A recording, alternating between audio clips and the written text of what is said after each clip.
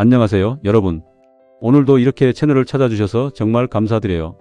요즘 아침 저녁으로 날씨가 부쩍 쌀쌀해졌죠. 낮에는 아직 따뜻한 햇살이 남아있는데 해가 지고 나면 기온이 뚝 떨어지면서 몸이 으슬으슬해지는 걸 느끼시는 분들 많으실 거예요. 이렇게 일교차가 크게 벌어지는 시기가 바로 가을 환절기인데요. 사실 이 시기가 겨울보다 오히려 더 감기와 독감에 취약한 계절이라는 사실 알고 계셨나요? 겨울에는 다들 미리 마음의 준비를 하고 옷도 두껍게 챙겨 입는데 가을 환절기는 방심하기 쉬운 시기라서 오히려 더 크게 앓는 경우가 많더라고요. 오늘은 이 지독한 가을 환절기 감기와 독감을 어떻게 예방하고 이겨낼 수 있는지 아주 깊이 있게 하나하나 짚어드리려고 해요. 끝까지 차분히 들어주시면 오늘 하루 건강관리에 정말 큰 도움이 되실 거예요. 먼저 왜 가을철에 유독 감기에 잘 걸리는지부터 이야기해 볼게요. 우리 몸은 온도 변화에 적응하는 시스템을 가지고 있는데 이 적응 속도보다 기온이 더 빠르게 떨어지면 몸이 미처 대응을 못하게 돼요. 특히 하루 중 아침과 낮의 기온 차이가 10도 가까이 벌어지는 날도 많잖아요. 아침에 나가실 때는 쌀쌀해서 옷을 두껍게 입으셨다가 낮에 기온이 올라가면 땀이 나서 겉옷을 벗으시고 다시 저녁이 되면 급격히 추워지는 이런 반복이 하루에도 몇 번씩 일어나는 거예요. 이렇게 급격한 온도 변화는 우리 몸의 자율신경계를 혼란스럽게 만들고 그 결과로 면역력이 일시적으로 뚝 떨어지게 돼요. 게다가 환절기에는 공기가 건조해지기 시작하는데요. 이 건조함이 코와 목의 점막을 마르게 만들어요. 우리 몸의 점막은 원래 촉촉한 상태를 유지하면서 외부에서 들어오는 바이러스나 세균을 걸러내는 방어막 역할을 하거든요. 그런데 점막이 건조해지면 이 방어 기능이 뚝 떨어지면서 바이러스가 훨씬 쉽게 몸 안으로 침투하게 되는 거예요. 그래서 환절기에는 단순히 춥다고 옷을 두껍게 입는 것만으로는 부족하고 습도 관리까지 함께 신경 써 주셔야 해요.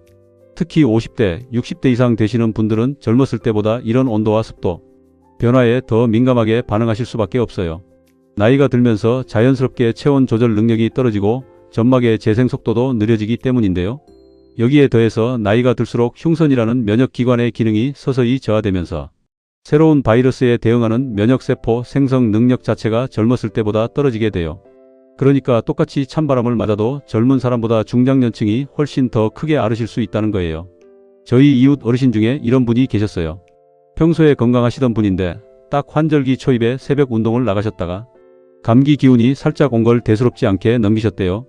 그런데 그게 며칠 지나면서 목이 붓고 기침이 심해지더니 결국 독감으로 번져서 거의 2주 가까이 고생하셨다고 해요. 나중에 그분이 하시는 말씀이 처음에 몸이 좀 이상하다 느꼈을 때 하루 이틀만 푹 쉬었어도 이렇게까지 크게 앓지는 않았을 것 같다고 하시더라고요. 이 이야기를 들으면서 정말 초기 증상을 가볍게 여기지 않는 게 얼마나 중요한지 다시 한번 느꼈어요. 그럼 감기와 독감은 어떻게 구분할 수 있을까요? 많은 분들이 두 가지를 비슷하게 생각하시는데 사실 원인부터가 달라요. 감기는 리노바이러스를 비롯한 다양한 바이러스가 원인이고 증상이 비교적 서서히 나타나면서 콧물, 코막힘, 가벼운 기침 정도로 끝나는 경우가 많아요. 반면에 독감은 인플루엔자 바이러스가 원인인데 증상이 훨씬 갑작스럽고 강하게 나타나요. 갑자기 38도 이상으로 열이 오르고 온몸이 두들겨 맞은 것처럼 근육통이 심하게 오고 심한 오한과 함께 극심한 피로감이 몰려오죠. 감기는 대부분 콧물 감기다 이러면서 넘어가지만 독감은 자리보전을 하게 될 정도로 몸이 힘들어지는 경우가 많아요. 조금 더 구체적으로 말씀드리면 감기는 콧물이나 코막힘 같은 코 증상이 먼저 시작되고 열이 나더라도 미열 정도에 그치는 경우가 많은데 독감은 발열과 근육통, 투통이 먼저 확 몰려오고 그 다음에 기침이나 인후통 같은 호흡기 증상이 뒤따라오는 경우가 많아요. 그래서 갑자기 고열과 함께 온몸이 쑤시고 기운이 쭉 빠지신다면 단순 감기라고 넘기지 마시고 반드시 병원에 가보시는 걸 권해드려요. 특히 만성질환을 가지고 계신 분들, 그러니까 당뇨나 고혈압, 심장질환이나 폐질환이 있으신 분들은 독감이 폐렴 같은 합병증으로 번질 위험이 훨씬 크기 때문에 더더욱 조심하셔야 해요. 그럼 이제 실질적인 예방법을 하나씩 짚어드릴게요. 가장 먼저 말씀드리고 싶은 건 예방접종이에요. 독감 예방접종은 보통 유행이 본격적으로 시작되기 전인 10월 안에 맞으시는 게 가장 효과적이에요. 접종 후에 항체가 형성되기까지 2주 정도 시간이 걸리기 때문에 너무 늦게 맞으면 정작 유행 시기에 항체가 충분히 만들어지지 않은 상태일 수 있거든요. 특히 65세 이상이신 분들은 무료 접종 대상이니까 꼭 보건소나 가까운 병원에서 챙겨서 맞으시길 바라요. 그리고 폐렴 구균 예방접종도 함께 고려해 보시면 좋아요. 독감에 걸린 뒤에 2차적으로 폐렴이 오는 경우가 많은데 폐렴 구균 백신을 미리 맞아두면 이런 합병증의 위험을 상당히 줄일 수 있어요. 간혹 예방접종을 맞아도 감기에 걸리던데 소용없는 거 아니냐고 물으시는 분들이 계세요. 그런데 독감 백신은 모든 감기를 막아주는 게 아니라 인플루엔자 바이러스에 대한 예방과 설령 걸리더라도 증상을 훨씬 가볍게 만들어주는 역할을 해요. 그러니까 백신을 맞았는데도 열이 나셨다면 그건 감기 바이러스에 의한 것일 가능성이 높고, 독감 자체는 예방접종 덕분에 훨씬 가볍게 지나가셨을 가능성이 크다는 점 꼭 기억해 주세요. 다음으로 말씀드리고 싶은 건 손 씻기와 개인위생이에요. 너무 기본적인 이야기라고 생각하실 수 있는데 실제로 감기와 독감 바이러스가 전파되는 가장 흔한 경로가 바로 손이에요. 문 손잡이나 지하철 손잡이, 마트 카트 같은 곳을 만진 손으로 무심코 눈이나 코, 입을 만지면서 바이러스가 없는 경우가 정말 많거든요. 그래서 외출하고 돌아오시면 흐르는 물에 비누로 최소 30초 이상 꼼꼼하게 손을 씻는 습관을 들이시는 게 중요해요. 손가락 사이사이, 손톱 밑까지 신경 써서 씻어주시고요. 사람이 많이 모이는 장소를 다녀오신 날은 특히 더 신경 써주시면 좋겠어요. 그리고 요즘은 손소독제도 많이 사용하시는데 손소독제는 손 씻기를 완전히 대체할 수는 없어요. 손에 눈에 보이는 이물질이 있을 때는 반드시 비누로 씻어주시는 게 좋고, 손소독제는 외출 중에 물이 없을 때 보조적으로 사용하시는 걸 추천드려요. 마스크 착용도 여전히 중요한데요. 특히 사람이 많은 실내 공간이나 병원, 대중교통을 이용하실 때는 마스크를 챙겨서 착용하시는 게 감염 위험을 크게 줄여줘요. 실내 습도 관리도 정말 중요한 부분이에요. 가을과 겨울철에는 난방을 시작하면서 실내 공기가 더 건조해지는데요. 적정 실내 습도는 40%에서 60% 정도예요. 가습기를 사용하시는 것도 좋고, 가습기가 없으시다면 젖은 수건을 방에 걸어두시거나 물을 담은 그릇을 여러 개 놓아두시는 것도 효과가 있어요. 특히 잠을 주무시는 침실의 습도 관리는 더 신경 써주셔야 해요. 잠자는 동안 코와 목의 점막이 건조해지면 아침에 목이 칼칼하고 따가운 느낌이 드는 경우가 많은데 이게 바로 감기의 시작인 경우가 많거든요. 가습기를 사용하실 때는 위생 관리도 꼭 신경 써주셔야 해요. 물통을 매일 비우고 새 물로 갈아주셔야 하고, 최소 2-3일에 한 번은 세척해 주셔야 세균이나 곰팡이가 번식하는 걸 막을 수 있어요. 가습기를 청결하게 관리하지 않으면 오히려 호흡기 건강에 해가 될 수 있으니까 이 부분은 꼭 기억해 주세요.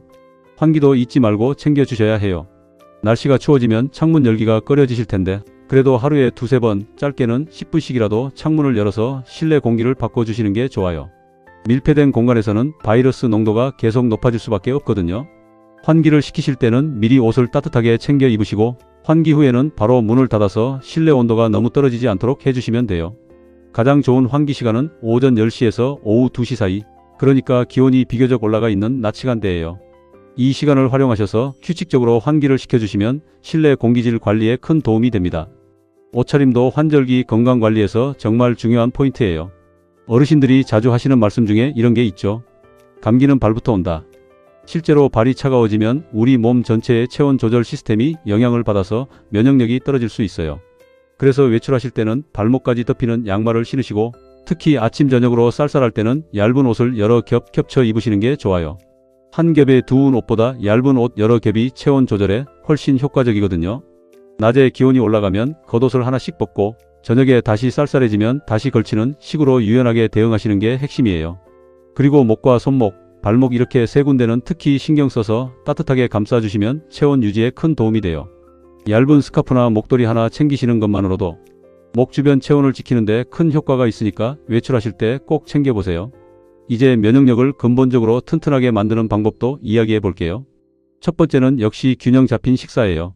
특히 단백질 섭취가 중요한데요.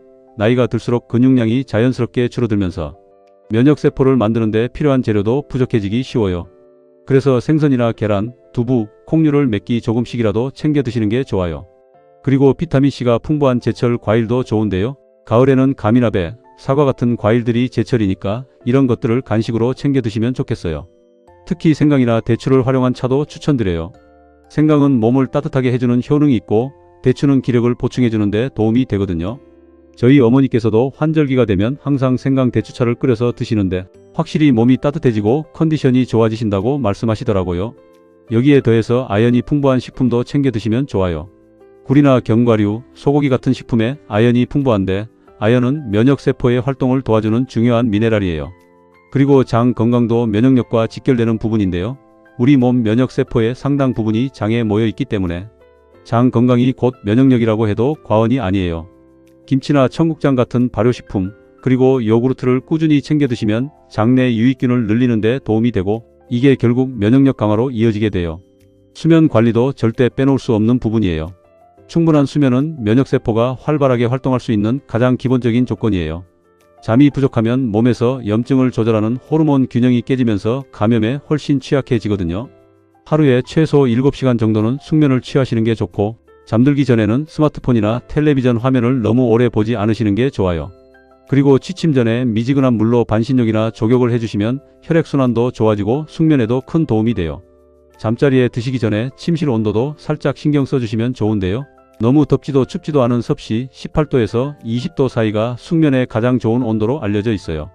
적당한 운동도 빼놓을 수 없죠. 다만 환절기에는 너무 격렬한 운동보다는 몸에 무리가 가지 않는 선에서 꾸준히 움직여주시는 게 중요해요. 하루에 30분 정도 가볍게 걷는 것만으로도 면역력 향상에 충분한 효과가 있어요. 다만 새벽 시간대는 기온이 가장 낮은 시간이니까 새벽 운동보다는 해가 어느 정도 뜬 오전이나 오후 시간대를 활용하시는 게 좋아요. 그리고 운동 전후로 스트레칭을 충분히 해주셔서 갑작스러운 온도 변화로 근육이 놀라지 않도록 해주시는 것도 잊지 마세요.